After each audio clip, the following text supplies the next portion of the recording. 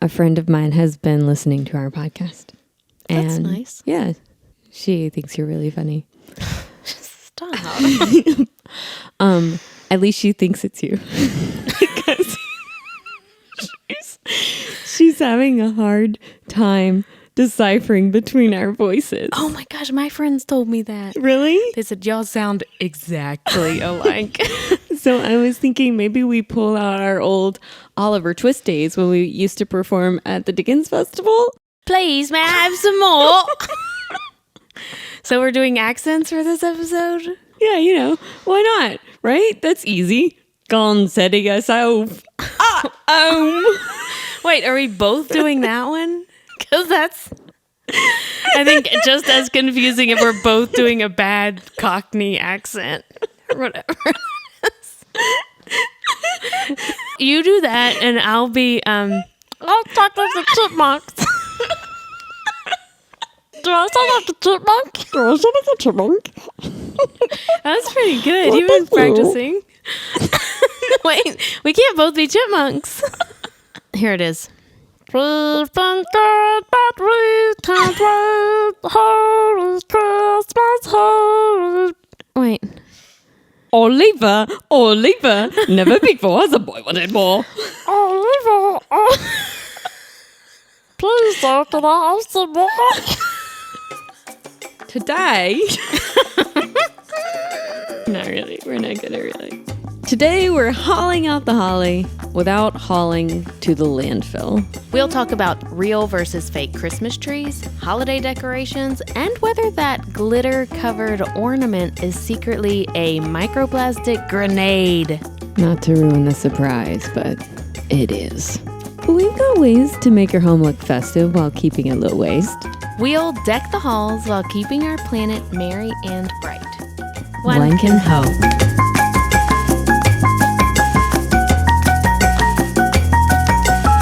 So growing up, we had a giant artificial Christmas tree. Not a pre-lit. Not a pre-lit. Too bad. That would have saved a lot of time. A lot of time, because our tradition was you unpack the boxes. Dad took forever. I think it was the kind of tree where you had to put every single branch in. They're not all like that now. No. But then all the branches had to be fluffed. And then... to make it look real. That was crucial. You have to really... because it's all on wire. And then Dad would spend hours putting the lights on. And he would go outside onto the sidewalk and squint to make sure the lights made a perfect triangle. And then if they didn't, he'd go back in, do some tweaking. It was a whole thing. I mean, this was an entire day, sometimes 2 days. And we could not put ornaments on the tree until all the lights were on. But after not just the lights. Then it was Mom's turn to put the embellishments, the ribbon. Mm-hmm. And my parents, it's not a string of lights on around the Christmas tree. My parents aren't amateurs. If you can't see that thing from space, then you're doing it wrong. Is wrong. We're talking, the lights are as far into the core as you can get. Mm-hmm. And same with the ribbon. You can't really tell there's a tree anymore. No, it's just lights. It looks amazing the way they do it. Stunning. We're talking like better than any department store display you've ever seen. Yeah. Anyway, after that week of them putting lights and ribbons on the trees, then we would put our ornaments on. And I remember taking down all the old boxes. Were they jelly boxes? I don't know what. I just assumed they were ornament boxes. No, I think they were like jam jar boxes. Oh. And so they had dividers, and every ornament had its own divider. And the benefit at that point to have an artificial tree was because the ornaments that we have or that we had at home are very heavy. Right. No real tree could withstand the weight of the decorations. The number of ornaments that we were putting in. I thought it was also an allergy thing. Oh, who? Yours? Maybe. Oh, maybe. I don't know. I was in my own world. There were some benefits. You don't have needles on the ground. That's true. Nothing to clean. You don't have to water it. You never have to water it. In fact, you should not. That would maybe ruin it. Render it useless. So then when Josh and I got married, Christmas comes around. I obviously wanted a tree. And I was like, well, we're going to get a tree, right? And he's like, well, yeah. I'm thinking artificial tree, right? Easy. I know it works. No. He's only ever grown up with real trees. So it was a total like, okay, well, so what do we do? So we did real trees. Do you still do real trees? No. Okay, so you won. No. So when we first moved to Pennsylvania, it was actually the first time I'd ever gone to a tree farm where you like cut your own tree. Mm-hmm. So we did that the first year and it was great. But then I started getting more and more into low waste and really thinking about sustainability. And so at some point I acquired our great grandmother's aluminum tree. Yes. And so that is now what we use. And that is a beautiful tree. I love it. But you know what's funny? I was thinking whenever you were saying the artificial tree where you have to put in each individual branch, that's how aluminum trees are. It's just that one big pole in the center, and then you put in each individual aluminum tree. And for those of you who can't picture it, it's silver. This is a metallic, shiny silver tree. And the branches don't have... They're metal. They're metal, but they're one long... They don't have multiple... Right. No, it's... branches, right? It's just one long... What I really like about that tree is how y'all have a beautiful collection of glass memory ornaments. Mm-hmm. And every one of them, they're displayed so beautifully. Thanks. On that. You can really see it. They're not... Yeah, they really like pop. Hidden in the tree. The one drawback of having an aluminum tree is you can't have your standard lights on it, your standard holiday lights, like string lights. So last year I found on Marketplace one of the old spinning, rotating lights that just changed the color of the tree. Oh, cool. And so now I've got the whole tree. That's amazing. But Josh definitely misses the scent of the evergreen tree. Well, yeah. We are a cut down your own tree family. Nice. We go usually the weekend after Thanksgiving. You make it like a family outing. It's a whole family day. And a lot of the places we go to have hot chocolate and other little goodies. We go for a couple hours and you have your wagon and they give you a saw and you go pick your tree and cut it down. Oh, you have to like hand saw it? Yes. Because the one time we did it, we brought a chainsaw. Oh, really? Much That's faster. funny. I don't even know if that's allowed. I've never considered it. No, they hand you a rusty old saw and then Jonathan's on the ground just cutting it down. Yeah. And then I'm like, hey, kids, don't crawl on daddy while he's cutting the tree down. That's become a really fun tradition for us. And what I also like about when we go cut down our own tree is they'll always trim the bottom branches for us and then give those branches for us to decorate with. So we can make a wreath or garland or something. Garland, whatever else. That's lovely. One year I wanted to put garland around the fireplace. And so I went out to our spruce trees and just cut some. It was so easy. Right. And it's so pretty. It's so pretty. So green. Yeah. And it smells so nice. Oh, yeah. You can't beat that smell. So which one is more sustainable? Real versus fake. Your team faux fur. Which one jingles your bells? Do you have some facts for us? I do. So I thought I would go through some of the pros and cons for real trees. Okay. And then hand the mic over to you. Great. To go over the pros and cons of some artificial trees. All right.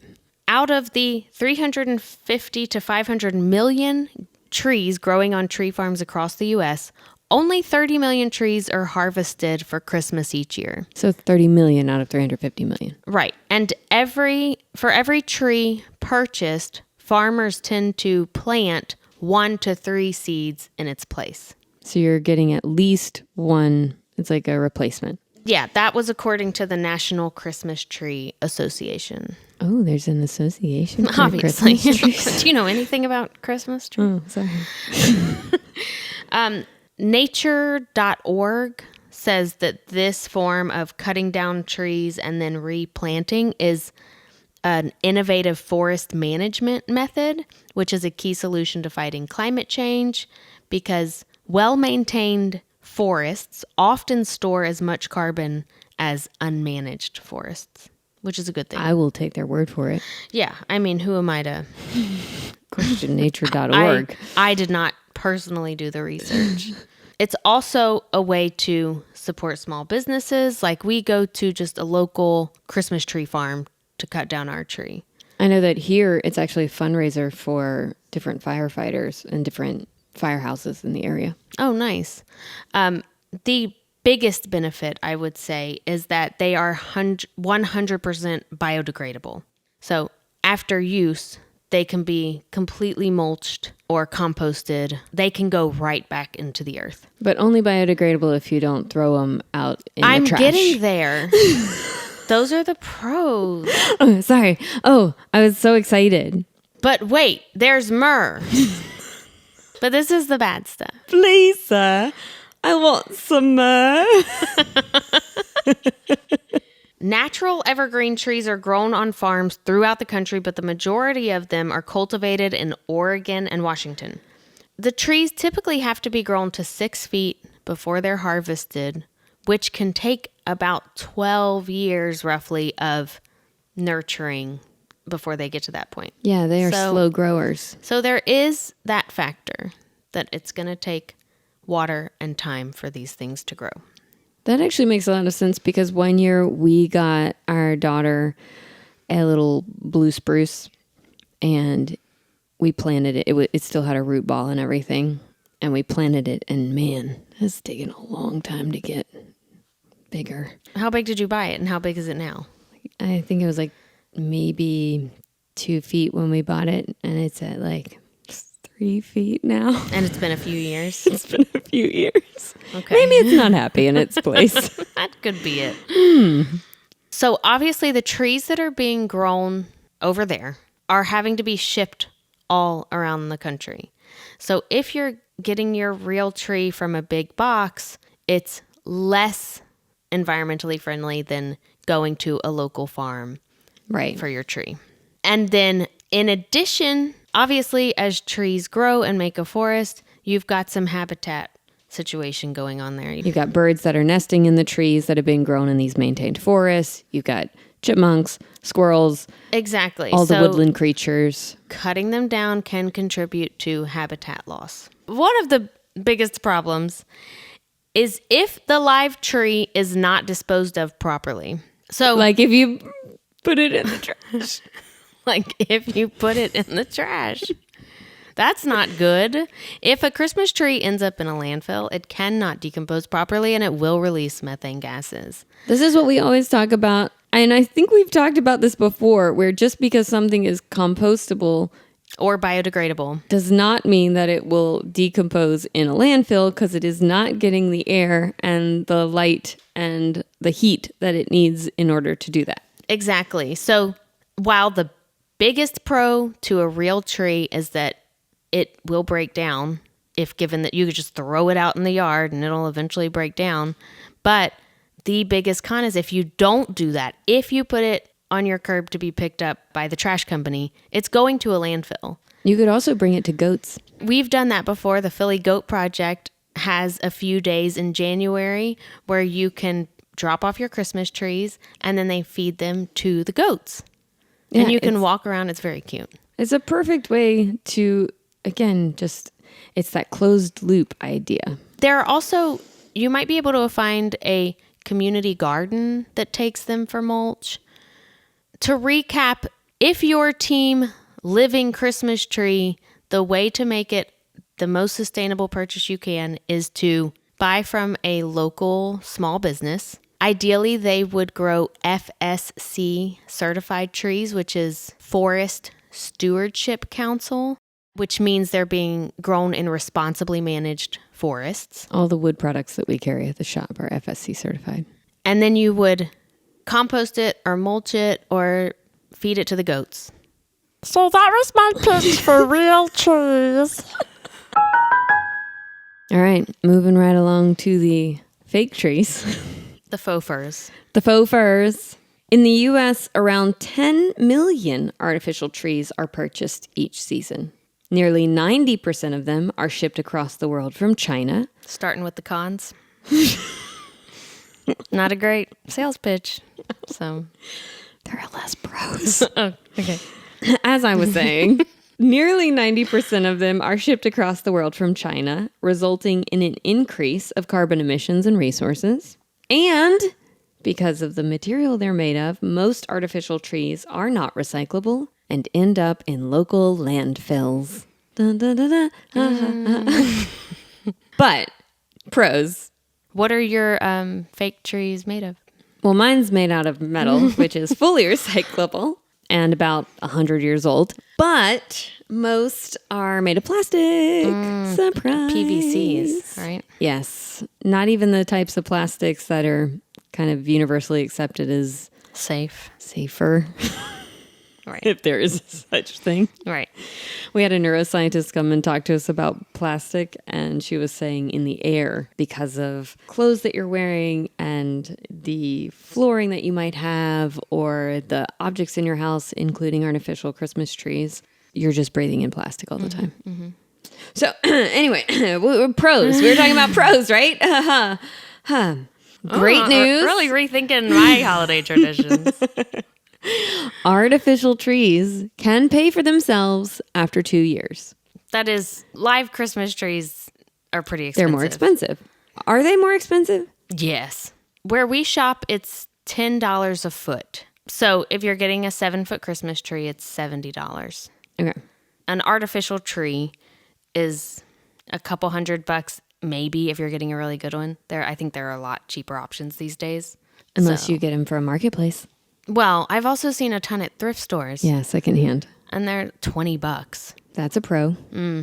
Not finding any secondhand live trees. I'm really not trying to make a case for artificial trees, by the way. But they are helpful for allergies. So if you do have allergies to trees, it's a thing. I know. I'm pretty sure that's why Mom got ours, but I don't think I was ever allergic to Maybe them. she was nervous because you had asthma when you were a kid. Right. She didn't want to. I'm certain that was part of the motive. If you decide that you're going to get an artificial tree and you use it for 20 years, it is comparable to a live tree as far as the overall resource use. Like to grow the tree and maintain the tree, the real tree. Yeah, you just ignore the Versus part manufacturing. about it can't be recycled and it's made of plastic. Right. That definitely just But if you glosses keep over it end of life. until the end of the world, you're fine. If you keep it till the end of the world, it's no biggie. There are so many artificial Christmas trees, and they're just going to be around forever. One pro is that we'll always have Christmas decorations, no matter how bad things get. So after some consideration, we can say consider a live Christmas tree. There is a third option we should discuss. Yes, let's discuss it. Perhaps the best, although not as widely known as the other two. Also not as easy to get. Correct. Christmas tree rentals. They do have them for artificial versions. You could rent your holiday decorations. Oh, you and can? Christmas tree. Yeah. Oh, all right. I've seen that. I definitely saw it in New York. But you could also rent a living Christmas tree. But it still has the root ball. It still has the root ball. There's one company I saw that does it. I think it's only in California. So still a new... But Still coming It's still from new, but- across the country. well, no, they don't deliver here. That would be silly. Because it's a rental. You're adopting a tree for the season. So for all our listeners in California, this one's for you. So you plan your drop-off date, and they deliver a tree with the root ball and put it in a pot in your home. While it's in your care, you're responsible for maintaining it, watering it, keeping it alive. You don't want that thing to die. And then after Christmas, you set your pickup date, and they come and pick it up and then repot it so that it's available for the following year. The tree will be rentable for about 7 years, and then once it's too big for in-home use, then they just plant it. I love that. Isn't that really fun? I have a very specific retirement dream that's it's my own cheesy holiday movie, but my husband and I are still very much in love, and we start our tree rental. We start our Christmas tree rental program, and we deliver them in the back of the truck, our little electric truck. It's all very green, very evergreen. Anyone listening that has connections to Hallmark or Lifetime, if you want to pitch Going Green for Christmas, it's about this family's about to lose their Christmas tree farm because the people are really going artificial. And the big real estate company is going to come and buy the Christmas tree farm. Oh, that's how it always goes. Tear it down and develop. Uh-huh. The Christmas tree farm family's daughter comes in town. Okay. Accidentally meets the real estate developer. They butt heads. Yeah, you have to. You can't like each other immediately. They have a lot in common. Shocking. They both love Christmas and children. In that order. I haven't worked out all the details, but basically, she sees that the farm is sold and she's devastated, especially when she finds out who bought it, the real estate guy. But it turns out he bought it for her. Mm-hmm. And to keep it in business, they decided to do a tree rental program, because then you always have product. You don't have to keep regrowing new trees. Wow. Going Green for Christmas is the pitch. I don't need credit.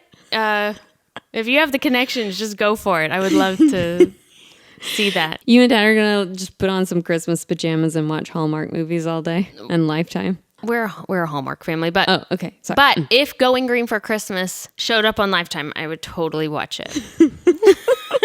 And if you needed a leading lady, a middle-aged leading lady that's still in her postpartum body phase. Who are you suggesting they cast? Oh, either one of us. But you're not really in your postpartum body I wasn't suggesting me at all. I was just wondering who you were suggesting. It's a suggestion, not a command. You're going to be really busy with your refurbished show, so I don't know. I thought that would be my foot in the door, and then people will say, wow, this girl has a face for the big screen. You're the next Joanna Gaines, for sure. Is she starring in Hallmark movies now? Well, I don't know. No, probably not. When does the Hallmark holiday countdown start? It starts in like October. Oh, it already started? Eleisha, yes. They can't release all 2,000 films in 1 month. Well, by the way, they're releasing some fire this year. It has been good stuff. I am sure it is shocking results. Plot twists like no other. It's magic. It's holiday magic is what it is. Trees aren't the only part of Christmas decoration. They're not? No, you gotta haul out the holly. Title time. Gotta deck those halls. Don't throw a tinsel tantrum. So the Christmas lights go on the tree and the house, obviously, and the fence or whatever else you're decorating. I thought this was really interesting. Okay. According to satellite data collected in 2012 to 2014 by NASA, American cities appear 20 to 50% brighter from space during the weeks between Thanksgiving and New Year's than they do the rest of the year. Poor birds. The ones in space? No. That are being blinded by the lights? No, if it's that much brighter on Earth, that means that like in the trees it's that much brighter. Have you seen that meme where it's like this guy like he's like and it's like birds during the Christmas holidays or whatever? What do you think bats are affected by the bright lights? Probably all animals are affected by bright lights. It's not natural. Maybe not deer. They just freeze. They're affected by them. Yeah, you're right.